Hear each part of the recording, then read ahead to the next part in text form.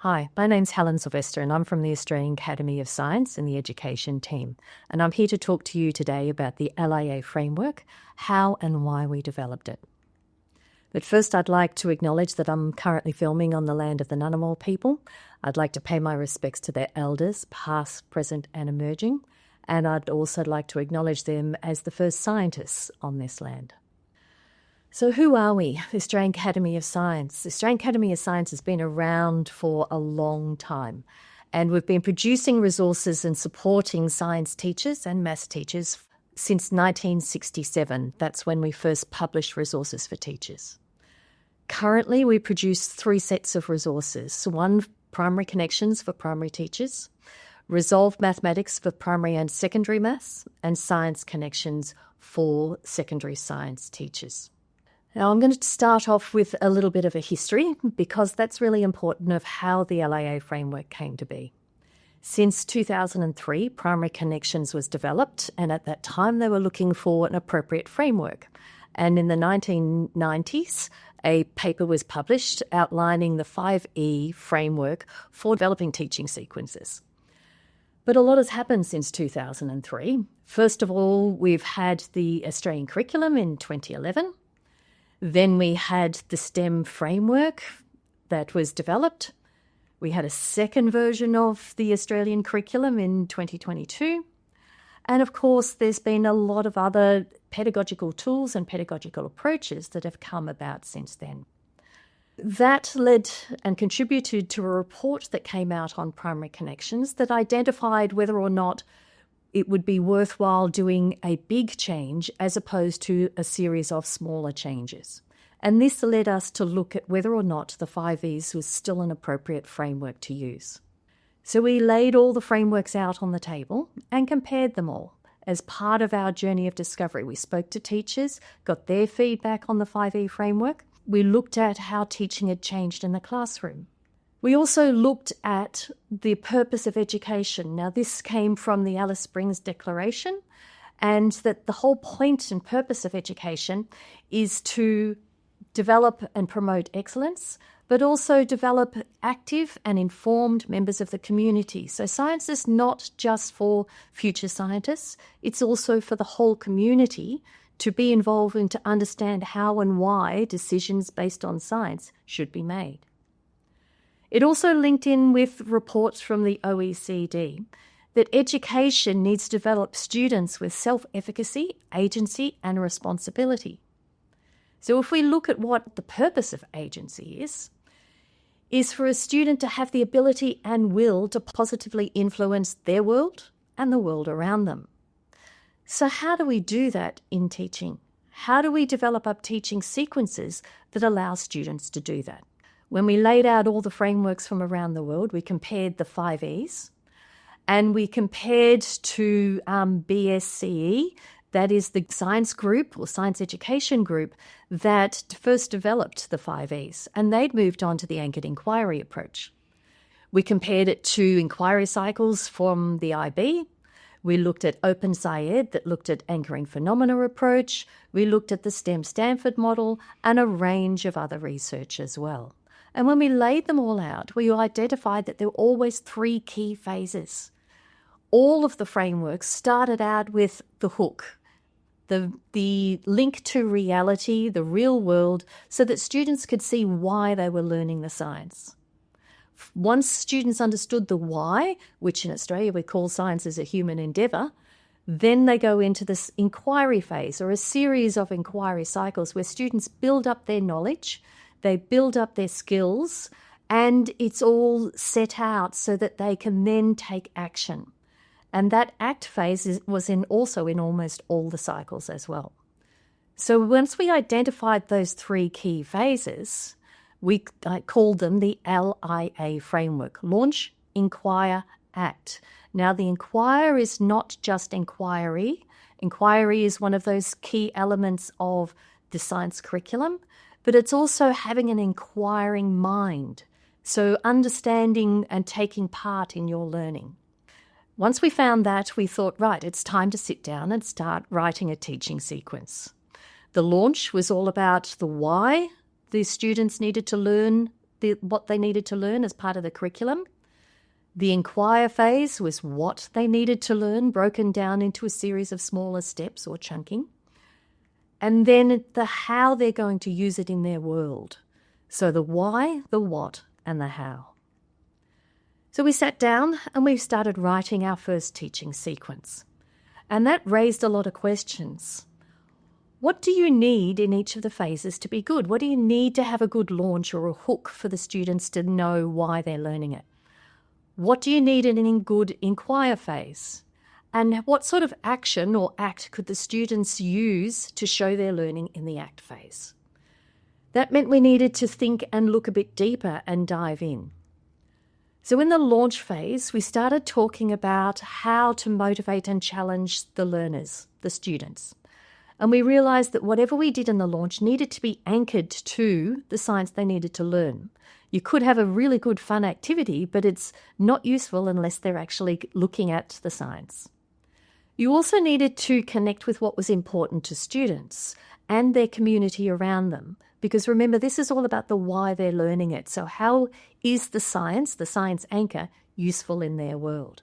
Where those two interconnected made the ideal launch phase. But also you needed other things in the launch phase. We were very aware of science capital. Science capital is the level of science knowledge or the backpack of information that students bring into the classroom. So it's how much science language they're aware of, whether they know someone who works in the science field. It's also how much science they see in their everyday life. And all students come into the classroom with different levels of science capital. And that makes it very difficult when you're teaching new concepts. Some students already have some understanding, and it's much easier for them to learn new knowledge and attach it to their prior learning. Other students don't have much science capital. How could we even that up? So one of the key important parts of the launch phase is to introduce a common experience or a chance to empathise as they move up with the science in their world. That common experience, that starting experience that students get, means that they develop common language, that they can talk to each other straight away on that science knowledge that they're going to be gaining, or they have some sort of experience to link their new knowledge to. It evens up the science capital or equalises the science capital in the classroom. The other thing that's really important in the launch phase is to elicit what students already know, and that's part of the experience and empathise. It's also part of the connect. Now, these teaching and learning routines can be done in any order, so you can mix and match them up, and sometimes they can be combined. But what we've identified is 4 key routines. Students need to have a common experience or empathise with the science that might be relevant in their world. They need to have it anchored into the science curriculum and what they need to learn. So it needs to be relevant. It needs to be linked to their learning. You need to find out what students already know, their science capital, but also their background. And you also need to connect with what's important for the students and their community. And of course, we have little icons to help teachers identify and to think about each of these routines within the launch phase. And as I said, they can be done in any order in the launch phase, or they can even be combined. It's not unusual to combine and elicit with the experience and empathise. The goal is to make sure you think about each of the routines. So once we've got a good launch phase, we need to think about what makes a good Inquire phase.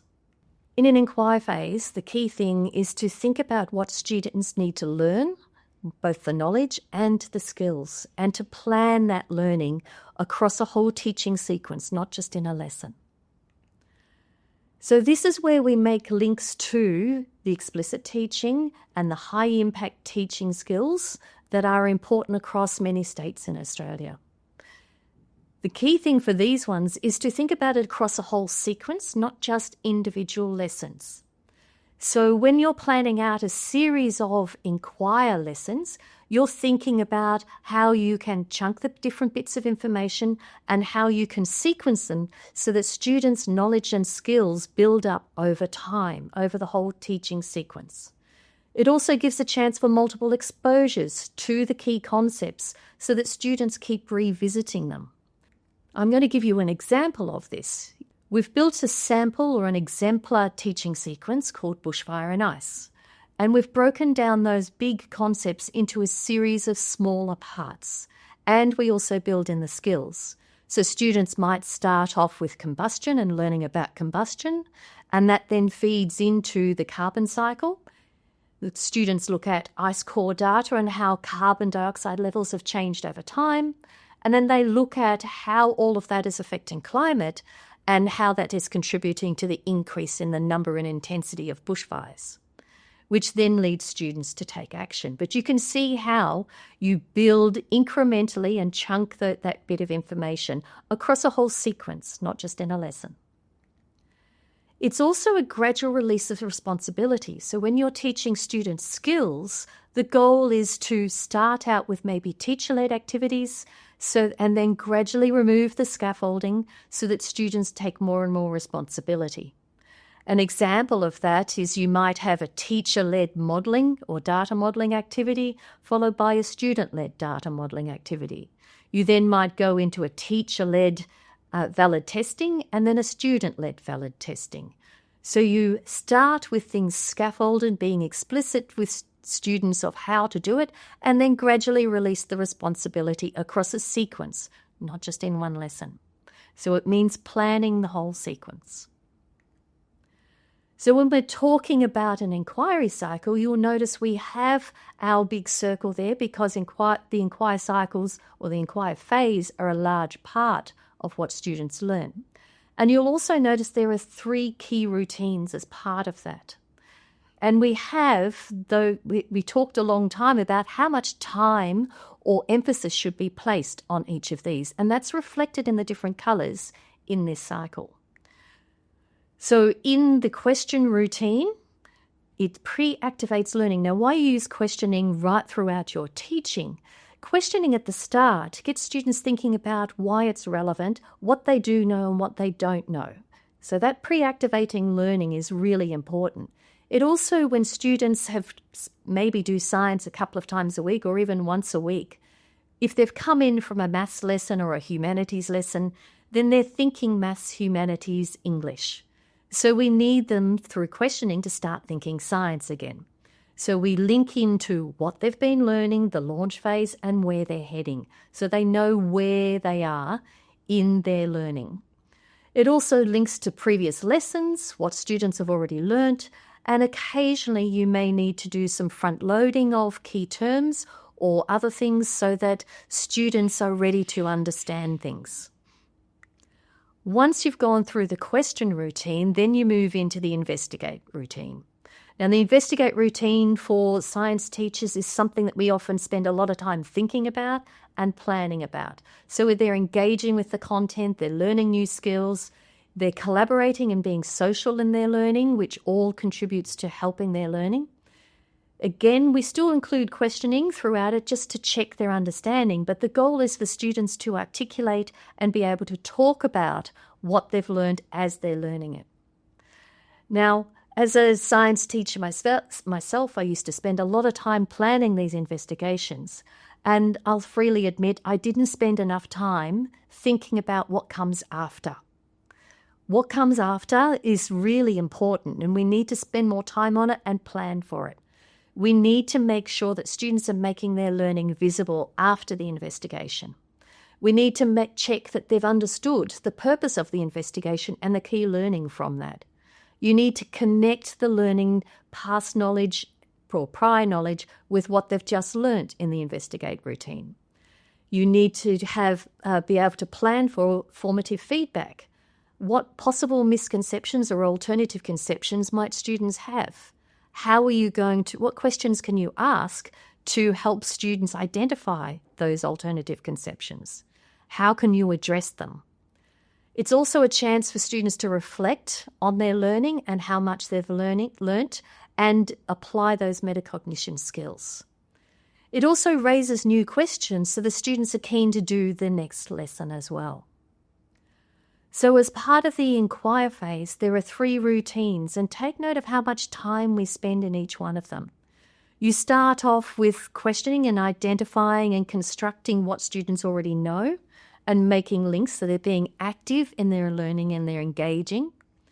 In the investigate, it's when we often do our experiments or apply our Inquire skills, for example, and content knowledge.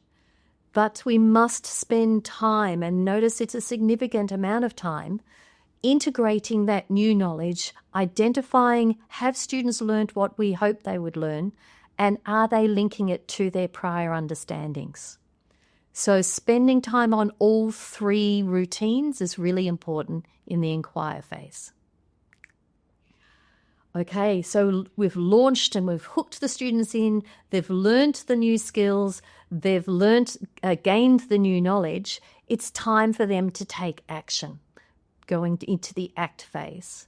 Now, just like all of the other phases, there are a series of routines as part of it. Some of them will be familiar. So we need to anchor whatever the students are doing, we need to make sure that it is anchored to their science learning and their science skills. We need to make sure that it connects with the students and their community. So whatever action they take, it needs to be relevant to them. Can't just be our interests as teachers, it needs to link with what the students are interested in. But then the students need to transfer their knowledge, they need to design something, they need to use their knowledge and their skills to do something. So they need to go through a design phase. If you're incorporating design technology, this is a potential launch point into the design technology aspect. If you're incorporating digital technology, you can also launch off with digital technology skills. But then, of course, science is not science unless you communicate what you know. And of course, we have icons for each of these routines as well. Usually for these ones, the design and the communicate will come last. I should also mention through the Inquire phase, those routines must always be in the set order. But in the act phase, the anchor and the connect can be swapped around as you need to. But you need to remind students what they know and link it to what's important before they start designing. So we have created some exemplar sequences. We have found the LIA framework, the phases and the routines, really useful for producing consistent teaching sequences. So primary connections, we have some exemplars there that you may use. We also have science connections. We have some exemplar sequences, and you can see what sort of action students can take. For example, in the Year 7 Ecosystems Beyond Earth, students are designing an ecosystem off-planet because that's what we need to do. If we're visiting other planets or visiting other moons, we need to plan for a reliable food supply for those who are going to be there. It might be bushfire and ice where students are designing a action plan for those who might be part of a bushfire using all of their knowledge. And in Newton Meets AI, another example, looking at autonomous cars and how the programmers of autonomous cars actually have to understand physics to be able to do that programming. So they're all modern, relevant, and real-world examples. Now, as I said, these are exemplars, and we work on the principle of adopt, adapt, design. If you're time poor, adopt the teaching sequences. That's fine, that's why they're there. What we'd like you to do is adapt them for your students. Connect with your students' interests, adapt them for their needs and their interests. And when you're feeling really comfortable with the LIA framework, then use it to design your own teaching sequence. So feel free, adopt, adapt, design. It also links in with the latest OECD comments that we need to equip our young people with decision-making skills. So when they're designing, they need to make decisions. They need to understand the science, and we need to empower them and support them to take action. So that's the LIA framework that, together with Jennifer Lawrence and the Australian Academy of Science, we use to develop up teaching sequences for you to adopt or adapt so you connect with your students and your context, or use the LIA framework to develop your own teaching sequence. It helps remind you and provide scaffolding of all those things that are really important in the classroom. I'm going to leave you with this quote from the OECD. our importance as teachers and our role as educating our future students and our future leaders about the importance of science. Good luck.